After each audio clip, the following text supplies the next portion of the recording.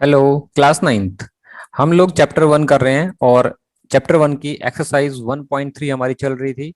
Last videos में हमने third question तक एक्सरसाइज 1.3 के कर लिए थे। Now come to the question number 4, NCERT का जो पेज नंबर 14 पे है। तो आप पहले क्वेश्चन रीड कर सकते हो, सामने लिखा भी हुआ है। क्वेश्चन नंबर 3 में इसने बताया हुआ है कि ये एक्सप्रेस दिस नंबर 0.999, ये डैश डैश चलता हुआ चला जा रहा है, in the form p by q. इस नंबर को आपको पी बाई क्यू की फॉर्म में एक्सप्रेस करना है। Are you surprised by your answer? क्या आपको जब इसका आंसर आएगा एक सरप्राइज फॉर्म में होगा, मतलब लगेगा कि हाँ ऐसा क्यों आ गया है। With your teacher and classmate discuss why the answer make sense. फिर आप अपने टीचर से और अपने क्लासमेट से इस आंसर को डिस्कस भी करोगे कि हाँ ऐसा आंसर क्यों आया है। तो फर्स्ट ऑफ ऑल हमें तो ये पता करना पड़ेगा पहले कि इसकी पी बाई क्यू की फॉर्म में क्या आंसर आता है इसका। तो ऐसे क्वेश्चन हम कई बार कर चुके हैं जिनको हमें पी बाई क्यू की फॉर्म में कन्वर्ट करना होता है। हम इस नंबर को एक्स के इक्वल मान लेते हैं। Let x is equal to 0.9999, और आप इस नंबर को ऐसे भी लिख सकते हो 0.9 बार। अब सवाल आता है कि जितनी भी डिजिट होती हैं उसके ऊपर जितने बार सॉरी जितनी डिजिट रिपीट हो रही हैं, यानी कि सिर्फ इसमें 9 ही एक ऐसी डिजिट है जो बार बार रिपीट हो रही है। सिर्फ एक डिजिट ऐसी है 9 जो बार बार रिपीट हो रही है। तो इसका मतलब इस पूरी इक्वेशन को हमें 10 से मल्टीप्लाई करना होगा दोनों साइड। तो फिर से लिख लेते हैं x is equal to 0.99 multiply by 10, both side multiply by 10। 10 से मल्टीप्लाई कर लेते हैं इसको। जब लेफ्ट हैंड साइड में 10 से मल्टीप्लाई करेंगे then it will B 10x, और जब इसको 10 से मल्टीप्लाई करेंगे तो ये डेसिमल एक पॉइंट शिफ्ट हो जाएगा राइट हैंड साइड में। तो that will be 9.999 and dash dash then 10x is equal to, अब यहां से आप लिख सकते हो उसको 9 प्लस, इसको ब्रेक कर लिया मैंने 0.99 इस डिजिट में, then 10x is equal to 9 point. अब इस नंबर की जगह आप क्या रिप्लेस कर सकते हो? देखो जो हमारा क्वेश्चन है हर बार यही होता है, बॉक्स देखो दोनों इक्वल है 0.999, ये वैल्यू x की है तो इसकी जगह मैं x रिप्लेस कर रहा हूँ। And now this is 10x, ये इधर आके शिफ्ट हो जाएगा 10x minus x, and this is 9, and 9x is equal to 9, and answer is x is equals to 9 divided by 9, answer is equals to 1। तो actually में ये surprise वाला answer ही है, क्योंकि हमारा जो क्वेश्चन है वो 0.999 था, मतलब कि 0.999 इसकी वैल्यू 1 के इक्वल आ गई है। ऐसा क्यों हुआ है? एक्चुअली में सरप्राइज करने वाला आंसर है। तो इस फंडामेंटल को समझने के लिए सबसे पहले मैं आपको एक चीज बताना चाहता हूँ। ये एक्चुअली में एक पैटर्न है, और पैटर्न किस तरह की पैटर्न है, पैटर्न क्या होता है। मान लेते हैं कि आपने सीखा होगा 1.3 कोई नंबर है। अगर इस नंबर को आपको डेसिमल से नॉर्मल नंबर में कन्वर्ट करना है तो हम क्या करते हैं, डेसिमल हटाने के लिए यहाँ से डेसिमल हटाते हैं और नीचे 10 से डिवाइड कर देते हैं। इसका मतलब दिस इज इक्वल टू 13/10। इस तरह से कोई भी नंबर होगा, लाइक 2.43 है, मैंने एक नंबर ले लिया, अब इसका डेसिमल हटाना है तो डेसिमल हटाने के बाद ये किससे डिवाइड होगा? 100 से। इस तरह से कोई एक दूसरा नंबर ले लेते हैं 4.777 या 789। अब इसका डेसिमल हटाने के लिए हम क्या करेंगे, डेसिमल हटाया तो ये नंबर आ गया 1000 से ही डिवाइड हो जाएगा। Let this is 4789 divided by 1000। तो आपने देखा कि डेसिमल हटाने की क्या प्रोसेस है, क्या पैटर्न है। डेसिमल के बाद जितनी डिजिट होती हैं हम उतने ही टाइम्स इसको डिवाइड कर देते हैं, यानी कि डेसिमल के बाद एक डिजिट डिजिट है तो 10 से डिवाइड, दो डिजिट है तो 100 से डिवाइड, तीन डिजिट है तो 1000 से डिवाइड। इस तरह से जितनी भी डिजिट्स डेसिमल के बाद आएंगी उतने ही हम उसी के अकॉर्डिंगली उससे डिवाइड कर देंगे। तो दिस इज कॉल्ड पैटर्न, ये एक पैटर्न है। अब हमें देखना है कि इसमें क्या पैटर्न यूज हो रहा है। तो इसके लिए मैं आपको कुछ एग्जाम्पल्स जो हमने प्रीवियस एग्जाम्पल्स किए हुए हैं इसके हम वहां पर चलते हैं लेके। मान लेते हैं कि आपके पास कोई नंबर था जिसे आपने पहले कन्वर्ट किया होगा 0.3 बार। जब आपने इसको p बाई क्यू की फॉर्म में कन्वर्ट किया था तो इसका आंसर आया था 3/9, दैट इज 1/3। ऐसे ही कोई दूसरा नंबर ले लेते हैं 0.6 बार। अगर आप इसे p बाई क्यू की फॉर्म में कन्वर्ट करोगे तो then it will be 6/9, that is 3 2 6, 3 3 9।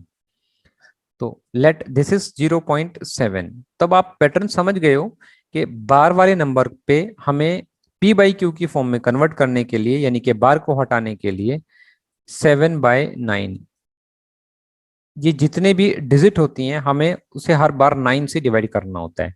यानी कि एक डिजिट के ऊपर अगर बार है तो हम इसे p बाई क्यू की फॉर्म में कन्वर्ट करने के लिए 7/9 लिखते हैं।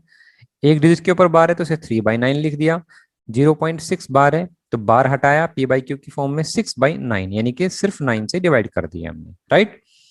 अब क्वेश्चन हमारा था जो हमने अभी सॉल्व किया है, example question number 4, that was 0.9। अब इस पैटर्न को अगर हम फॉलो करें तो that will become 9/9 and the answer is equal to 1। तो एक्चुअली में ये एक पैटर्न फॉलो कर रहे हैं, इसलिए 0.99 इसका आंसर 1 आया है, राइट। तो ये कॉन्सेप्ट आपको क्लियर होना चाहिए। आप अपने फ्रेंड्स से भी डिस्कस कर सकते हो, अपने टीचर से भी डिस्कस कर सकते हो। आई होप कि आपको ये अच्छे से क्लियर हुआ होगा। Now come to question number 5। देखो एनसीईआरटी का 5th क्वेश्चन है।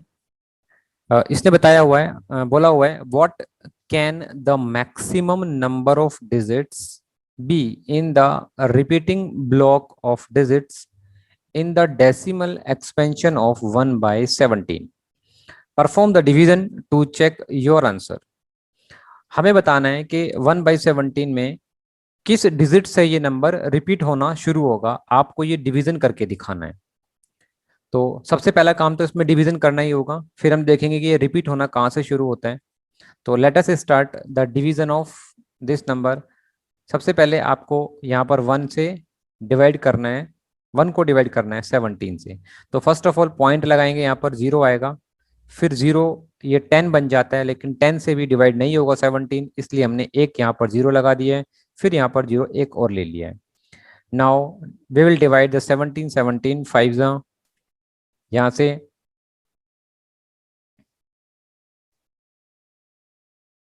डिवीजन यहाँ पर देखते हैं 85 आ गया। फिर ऐसे इसका हम डिवीजन परफॉर्म करते हैं, डिवाइड करके देखते रहते हैं। बस आपको इसमें एक चीज नोटिस करनी है। देखो यहाँ से हमने जो क्वेश्चन स्टार्ट किया था सबसे पहले 1 को डिवाइड किया था, तो सबसे पहले पोजीशन पे यहाँ पर 1 आएगा। फिर हर बार इसका रिमाइंडर नोट करते हुए चले जाते हैं। नेक्स्ट डिजिट में ये रेड कलर से मैंने सारे ये रिमाइंडर्स नोट किए हैं। इसका रिमाइंडर 15 आ जाएगा, नेक्स्ट में फिर 14 रिमाइंडर है, फिर 4 रिमाइंडर है, देन 6 रिमाइंडर है, देन 9 रिमाइंडर है। तो हम डिवाइड करते चले जाते हैं और इसका रिमाइंडर को नोट करते हुए चले जाते हैं। फिर 5 रिमाइंडर आ गया, 16 7 2 and 3, right. Next remainder 3, then 13, then 11, then 8, then 12। अभी तक आपने नोटिस किया होगा, इसमें रिमाइंडर को ध्यान से देखना है। रिमाइंडर रिपीट जहां से होना शुरू हो जाए आप वहां पे स्टॉप कर दोगे। अब देखिए क्वेश्चन यहाँ पर आ गया 1, रिमाइंडर एक्चुअली इसका 1 आ गया। दैट मीन्स के जो हमने क्वेश्चन स्टार्ट किया था जहां से 1 को डिवाइड करना शुरू किया था 17 से, अब ये फिर से क्वेश्चन यहाँ से स्टार्ट हो जाएगा, 1 को हम अब डिवाइड करेंगे 17 से। इसका मतलब यहाँ से अब पूरा क्वेश्चन फिर से रिपीट होना शुरू हो जाएगा। तो इसका क्या सेंस हुआ कि ये जो डिजिट्स आ रही है हमारी, इस डिजिट के बाद लास्ट में 7 से डिवाइड हुआ है और रिमाइंडर फिर से 1 आ गया। अब ये क्वेश्चन फिर से यहाँ से स्टार्ट हो जाएगा 0 5, इसके बाद फिर से जो डिजिट्स आएंगी वो 0 5 8 8 2 3 5 2 9 4 11 7 6 4 7। ये फिर क्वेश्चन ऐसे चलेगा। तो आपने ये देखा होगा कि कितने डिजिट्स के बाद ये रिपीट हो रहा था। हमें क्वेश्चन में ये बताना है कि what can the maximum number of digits be in the repeating blocks. अब ये काउंट करके आप उसको बता दो कि इतने डिजिट्स के बाद ये नंबर रिपीट होना शुरू हो जाएगा, राइट। तो बस आपको ये नोटिस करना है, जहां से इसका रिमाइंडर रिपीट होना शुरू हो जाए वहीं पे आपको स्टॉप करना है, और रिमाइंडर वही आने के बाद उसके बाद वो डिजिट्स रिपीट करना शुरू कर देगा, क्वोशंट के डिजिट्स भी रिपीट होना शुरू हो जाएंगे।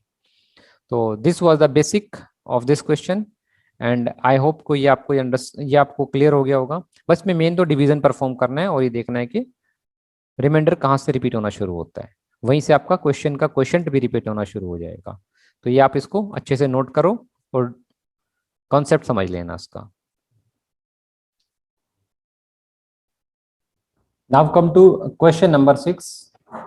देखो इसने क्या बोला हुआ है, look at the several example of rational number in the form of p by q and where p and q are integers with no common factor other than 1 and having terminating decimal expansion। अब इसने बताया हुआ है can you gas what property q must satisfy. यहाँ से हमें कुछ randomly अपने मन से कुछ एग्जांपल्स लेने हैं रेशनल नंबर्स के, और वो p बाई क्यू की फॉर्म में होंगे, और उसमें p और q में कोई भी फैक्टर उनका कॉमन नहीं होना चाहिए, मतलब कि सिर्फ वो 1 से कटेंगे, 1 से अलग कोई भी ऐसा नंबर नहीं हो जिससे कि p और q कट जाए, मतलब कि वो लोवेस्ट फॉर्म में होंगे, और वो टर्मिनेटिंग डेसिमल होगा, राइट। क्योंकि रेशनल नंबर दो होते हैं, टर्मिनेटिंग भी हो सकता है और नॉन टर्मिनेटिंग भी हो सकता है, तो हमें टर्मिनेटिंग डेसिमल वाले एक्सपेंशन सेलेक्ट करने होंगे। फिर उनको देख के हमें प्रॉपर्टी बतानी है, उसका जो डिनोमिनेटर है क्यू, उसमें क्या प्रॉपर्टी यूज हो रही है जिससे कि वो सारे रैशनल नंबर्स के लिए फिट बैठेगी। अब इसका सॉल्यूशन देखते हैं।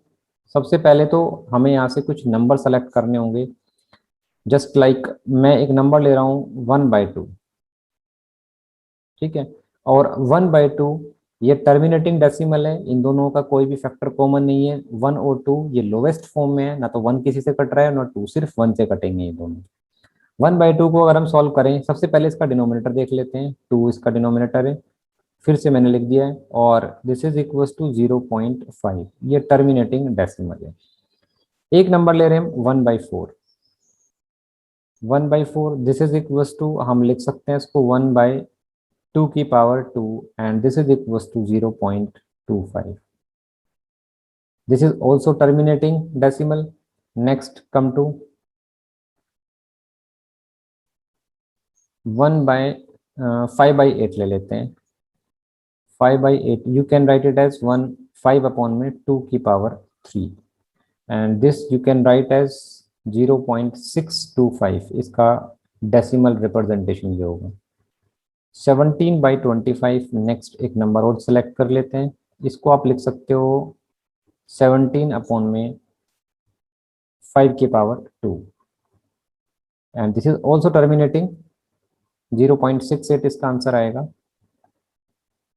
एंड 2 डिवाइडेड बाय 125, इसको आप लिख सकते हो 2 अपॉन में 5 की पावर 3, एंड इसको भी अगर डेसिमल में रिप्रेजेंट करेंगे तो दिस विल बिकम 0.016।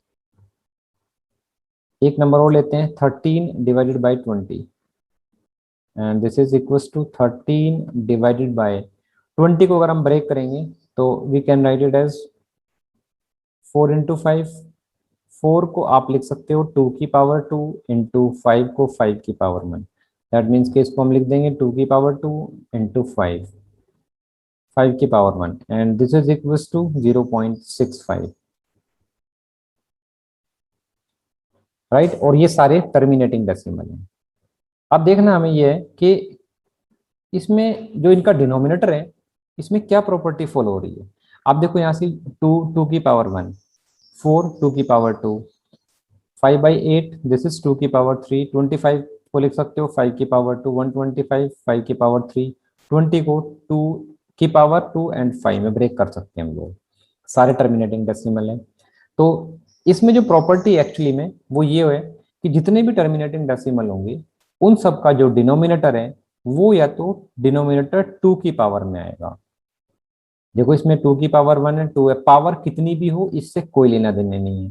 जैसे डिनोमिनेटर में 2 की पावर 1 है तब भी टर्मिनेटिंग, 2 की पावर 2 है वो तब भी टर्मिनेटिंग है, 2 की पावर 3 है तब भी टर्मिनेटिंग है। और या तो 2 की पावर में होगा या फिर वो 5 की पावर में होगा। पावर से कोई लेना देना नहीं है, बस इनका जो बेस है यानी कि ये टू होना चाहिए या फिर 5 होना चाहिए, ये भी हो सकता है, या फिर 2 और 5 दोनों होने चाहिए। तो वो रैशनल नंबर हमेशा टर्मिनेटिंग की फॉर्म में आएगा। तो टर्मिनेटिंग डेसिमल के लिए आप तीन चीजें नोट कर सकते हो। For terminating decimal expression, denominator that means के जो उसने हमने क्यू लिया, उसने डिनोमिनेटर यानी कि क्यू मस्ट बी फर्स्ट, या तो पावर ऑफ 2 की फॉर्म में होगा, पावर ऑफ 2 की फॉर्म में होगा, या फिर ऐसा हो सकता है कि पावर ऑफ 5 की फॉर्म में हो, या फिर पावर ऑफ 2 एंड 5 बोथ। या तो वो 2 की पावर होगी या फिर 5 की होगी या फिर दोनों भी हो सकते हैं। This is the basic rule या concept behind terminating decimal expression, के डिनोमिनेटर उसका इन तीनों में से कोई भी हो सकता है। एंड इसका 6th क्वेश्चन तक हम इस एक्सरसाइज के कंप्लीट कर चुके हैं। तो आगे के क्वेश्चंस आप एक बार ट्राई करना, नहीं तो नेक्स्ट वीडियोस में हम ये एक्सरसाइज कंप्लीट करेंगे। तो वो क्वेश्चंस आप देख भी सकते हो कि हमारे आपके आंसर सही हैं या किस तरीके से आपने किए हुए हैं। आई होप कि आप लोगों को ये सारे क्वेश्चन समझ में आए होंगे। अगर कहीं पर कोई प्रॉब्लम है तो आप कमेंट बॉक्स में आप लिख देना, मैं आपकी क्वेरी सॉल्व करने की कोशिश करूंगा। Okay, thank you very much to all of you, thank you.